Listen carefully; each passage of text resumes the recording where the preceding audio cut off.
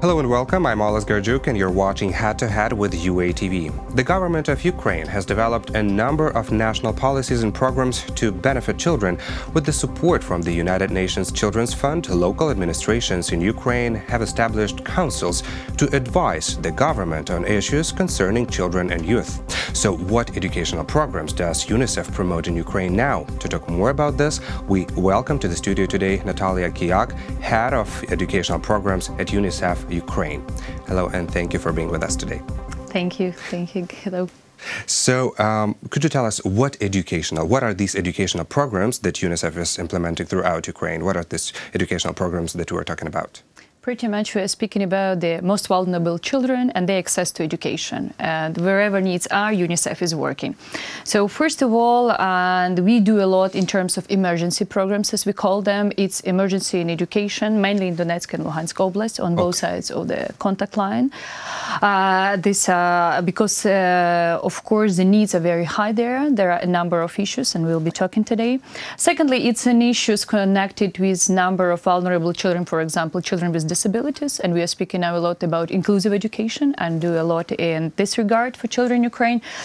Besides school education, we are also working for preschool age children, and this is one of our targets that UNICEF in Ukraine is doing. So you're focused on every category of children. Yeah, pretty much, yes. Pretty much we can, yes. So could we focus first on the way how education is being done in the occupied and also not occupied parts of Donetsk and Luhansk regions? There is a number of problems for children to access education, especially the children who are living in the contact line. And UNICEF identifies the territory from 0 to 5 kilometers, which we consider to be the most severe or the most dangerous or the most effective. And of course, there is a number of problems. The first and the main problem, and not main, but one of the biggest, is access to education.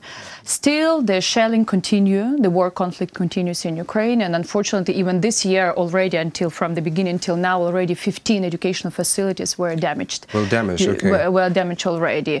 During the last 2 years, 17 and 18, it's more than 50 education facilities, which means that, of course, the lessons were stopped or schools were closed for a period of time, and it's very unfortunate that this situation happens. That's why UNICEF continued to provide rehabilitation. We rehabilitate schools, we rehabilitate preschools. The children can continue their studies. You mean you are helping to restore the school? Yes, to rebuild it For example, the windows which were broken, the roof that were broken, the heating system or other parts of the building that were pretty much damaged, we are repairing, we are restoring them so the children continue to have to... You're providing this financial assistance to... Absolutely. So it's possible to repair these buildings. Yeah. Okay, what about some distance education? Because some children, they cannot... Thank you for asking about this question. It's very important because, as I already told, some schools were closed for some time due to different reasons, shelling, lack of heating, and other issues. And of course, we also have children from NGC that don't have access to, for example, Ukrainian education. Or children from the occupied territories that would like to access. Yeah, we call it non-governmentally controlled areas, yes. And distance learning is one of our priorities. And as of now, we are very actively working on the issue of education for graduates from the school from 9th and 11th classes. And we have provided a number of different opportunities for them. And UNICEF supporting information campaign for graduates, so inform them how they can enter and continue their studies in Ukrainian high institutions, in universities and institutes. But how can they continue their studies? Yeah, they can continue. Pretty much they have to go through, this is the only issue, they have to pass the Ukrainian exams.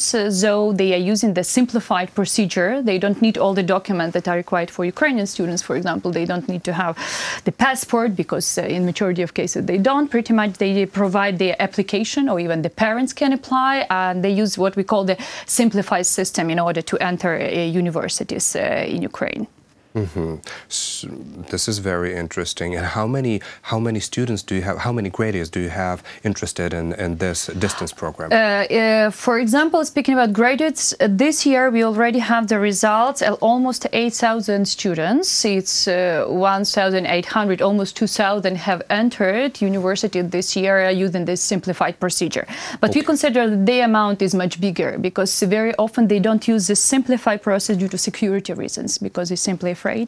And they use different, sources, or they are entering with their names or with other names, but they enter not to show up that they are using this, some alternative procedures, but they go in the... So basically, when they participate in this program, they can apply for Ukrainian universities, and they also can continue studying in these universities also online? No, unfortunately, it will be not online. They will have to be they have to be enrolled in the university. They have to look for some hostel or some place for living, and they will continue. Not the distance. When we speak about distance learning, it's mainly for schools we are speaking. So the schools are providing the distance learning. Usually, for example, in Donetsk Oblast, it's now 10 hub schools which serve as a distance learning school. So the children can simply apply to the school. They are assigned to some teacher. And the teachers help, or in case of the elderly or secondary school, they apply to several teachers who are having Skype sessions. Sometimes they are sending via email some homeworks, or they have telephone discussions with them, and in this way the distance learning is provided. Very obvious question. What are the main obstacles to assist these schools in Donetsk and Luhansk regions? Well, there is a number of them. If we speak about the non-governmentally controlled areas, it's of course the issue of access, because for children to pass the line of the contact, it's very difficult, because they have to go through the checkpoints. They need some document. They need the parent to be, accompanied all the time.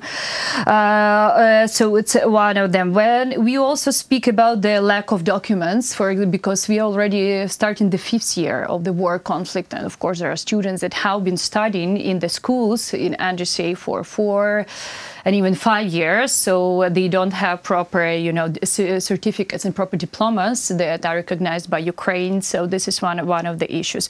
Of course, one of the issues for NGCA is also they are lacking some knowledge, because they have already several years past the knowledge of Ukrainian history, which is required now when they are passing the state exams in order to enter universities. But if it's when we speak about distance learning and graduates, but if we speak about some other problems, if we go to the contact line again, it's, for example, psychosocial support, and the children are facing trauma, stress, fear. They are living in this circumstances for quite a long time. It's a continuous conflict, and it's quite difficult.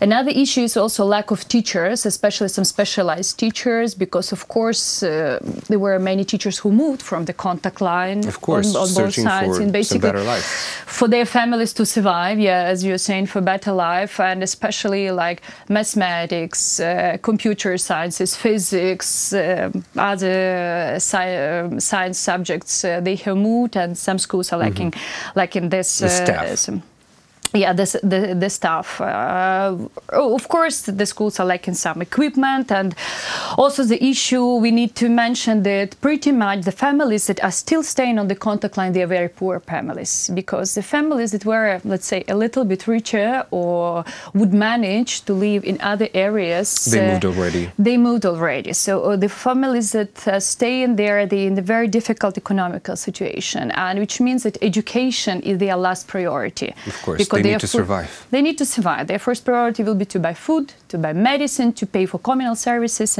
but education will be the last. So these children usually need basically some, like basic supplies, stationery, backpacks, to procure books or just notebooks for them to continue their studies. But and it's how can these kids, sorry to interrupt you, how can these kids and their families contact UNICEF or participate in this program that you provide? It's a very good question. UNICEF, we very rarely providing the direct assistance. We're usually working via different IPs, implementing partners, via NGOs that are providing this kind of support.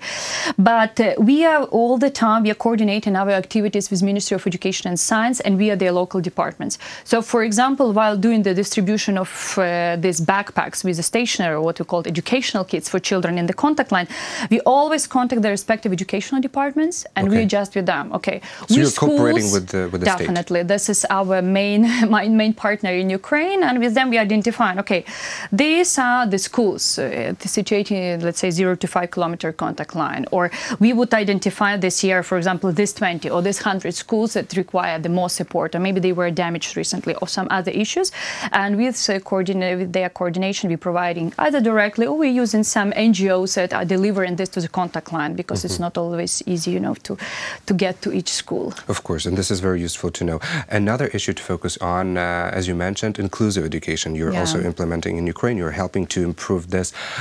Okay, could you tell us about the current situation with inclusive education in Ukraine? Because as far as I understand, this issue is, well, not very developed yet here, and maybe many people don't know about some schools operating throughout the country. So could you tell us about it? Yeah, it's actually a very good question, because Ukraine is pretty much just starting. We are only launching the process of inclusive education, this process that already a number of European countries went through. The Ukraine is only starting, and last year it was only introduced in all the respective laws on education and other. This inclusiveness was introduced, so we're only starting. Now Ukraine is developing a number of inclusive resource centers around Ukraine, and more than 600 resource centers will be created, which means that, first of all, the parents that have children with some special needs, they will go to these resource centers, and they will be identifying the schools that can place those children, and also the centers will be supporting these parents and the child during their studies. Okay. Speaking about the schools, it's also very difficult, and it also depends, because first of all, also, it depends on the type of nosology, as it calls, so the problem the child has. Sometimes it's a physical access or architectural access. The school has to have special toilets, special entrance, ramp, and others. So not all schools are ready for that. So this is one. Secondly, the school needs to have a teacher assistant, because it's recommended that the class that is enrolled in such type of a child, it has a special assistant, teacher assistant, who is supported this child, and also is kind of bridge between the teacher and this child. So the supports in different, just simply changing the clothes, going to some center facility, just helping and others. And the issue that this teacher's assistant, they have to be learned. They have to receive some special knowledge, some special training, and etc. And also we need to mention that unfortunately the social norms in Ukraine are still not very positive, I would say, against the children with special needs. And not always children, but sometimes parents do not want to accept those children in the classes where their children are studying. So it's one of the issues. Again, please. There are parents who consider that their children, let's say average child or normal child, cannot study with a child with a special needs, and sit on the same desk, going to the same classes, and so on and so forth. So they do discriminate this kind of pretty much yes. And then they say, oh no, they are specialized schools, they have to go to there is no need for this child to be in the same class with my child, and I want my child to see this. But again, how are you targeting this problem? Are you developing some kind of special educational centers just for students and pupils with special needs, or do you try to integrate them in the usual school? You are absolutely right. Definitely, secondly, we are trying to include them into the usual classes. Because every school has to have this kind of, approach. This is what UNICEF is looking for. Of course, there are very severe cases when the child cannot be brought to the school, but in 90% of the cases, the children can study in the normal class. Yet they require some special attention or some special approach, but they can be in the class. The issue is that these children has to know what to do with the child. The children also has to be prepared, so somebody has to work with the children and to explain, okay, this is a child, it has some special needs, but you can support them. And the live show that actually the children that have the child with a special need in their class, they're more tolerant and they're becoming more kind, and they're ready to support the child. And especially the earlier you started, the better attitude of the, let's say, average or normal children will be. Well, so we can avoid this bad attitude. Absolutely. It's one of the issues that UNICEF is working. It's to prepare some informational campaign in order to change this mindset. So pupils become more caring. Yeah, absolutely. And they can see that these are normal people that can live with them, and it's good for both. Extremely important. And another issue to focus on, the last one, preschool education you mentioned. So you also improve kindergarten education here. Yeah. Okay. It's about kindergarten, it's about preschool. 3 years ago, we have started this discussion with Ministry of Education on preschool education because there was a very huge waiting list. It's like a register where parents can register their child that wants to go to the preschool. Yes, the queue is absolutely, just enormous. The queue is enormous. It was more than 100,000 children 3 years ago. Now it's only 40,000 children, but still the queue and this list is quite high, and that's UNICEF is working in it very high. Very actively. For example, this year we are finalizing the 3-year project. We have focused in the east of Ukraine in 5 eastern regions in creating new seats in the kindergartens. Pretty much we were looking for some premises which can be repaired and we can create these new spaces for the children. Okay. Either it was some old kindergarten or it were some other premises, for example, some medical center or some village council center or others. So we were able to do some, classes for the children so the children can go there. So basically you wanted to establish new kindergartens? Not always new kindergartens. Sometimes it's like new groups. Okay. And one of the ways was also we were looking for the schools which do not use the capacity, and on the first floor we are rebuilding the normal classes into the kindergarten groups. And in this way also creating new sets. All in all, we have created 8,000 seats in the east of Ukraine with this program. But these groups would be subordinate to some kind of facility, some main kindergarten, or to the Ministry of Education? Usually they are part of it. For example, if in school it's like 1 or 2 group created, it will be under umbrella of the school. It's called educational complex when school and kindergarten is together. Or for example, there were some groups of free premises which were not used previously in the kindergarten, but we have rebuilt them and they are under the same kindergarten, under the same facility, directorate and so on. What about the dialogue with the Ministry of Education? Is the ministry ready to finance this additional groups? That was actually one of our main discussion, one of our main issues we had with them on the oblast levels, because we rehabilitate, we equip them, we even provided some training for new teachers. But what will be next? And one of the issues was that they have to assure that they continue financially support, first of all, the staff, and secondly, the maintenance of this facility. And also we had a very good discussion with them, because speaking about register, it's mainly about the big cities and the parents that have access to internet and they can register. But if you speak about some small villages, not always these even registers exist, because usually the kindergartens are not existing there. And we have seen in a number of villages that there are no preschool facility and there is no access. If, for example, the school, it's a bit different story, and the school buses are provided and the children can go to the nearby village or to the rayon center. For preschool, what about kids in villages? That's what we are now discussing with the Ministry of Education, and we are thinking of what is called alternative modalities. Because we used to have these kindergartens like all-day activity for during 8 or 10 hours. The children are sleeping in kindergarten, they are eating 4 or 5 times. Well, now we are thinking, for example, for the kindergarten for 3 or 4 hours, when the children are coming to some place, let's say 5 or 7 children, it's actually a usual situation when there are like up to 10 children in one village, they're coming to one place, the teacher is going there, and they are receiving their educational pretty much activities. They are not feeding there, they are not speaking, but they are playing. They don't spend the whole day, but they still have some kind of they are receiving they are drawing, they are receiving their social norms, communication skills, and so on and so forth. This is very interesting, and this is going to be great if this kind of program will be implemented in Ukraine. So far, we ran out of time, but I thank you for this conversation and thanks for the contribution. You're welcome. And thank you for inviting me. It was a pleasure to talk to you. Pleasure to talk to you too. That was Natalia Kiyak, Head of Educational Programs at UNICEF Ukraine. Thank you for watching Head to Head, and stay tuned for more with UATV.